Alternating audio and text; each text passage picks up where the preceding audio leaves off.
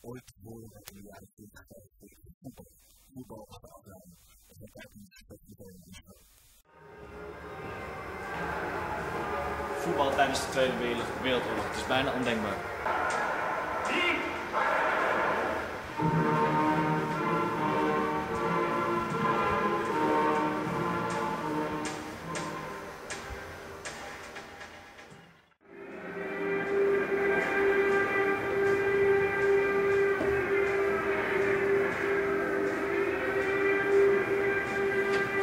Ja, zoals jullie zien in dit spel help ik Isaac met het gaan naar de wedstrijden. Want ja, zoals jullie waarschijnlijk weten, in de Tweede Wereldoorlog werden er helemaal geen Joden toegelaten bij wedstrijden. Laat staan dat ze zelf mochten voetballen, razzia's werden gehouden, etc. Het was een ramp. Voetbal bood veel afleiding voor de mensen, maar alsnog, er waren geen voetbalschoenen, er waren geen voetballen, er waren geen kleren.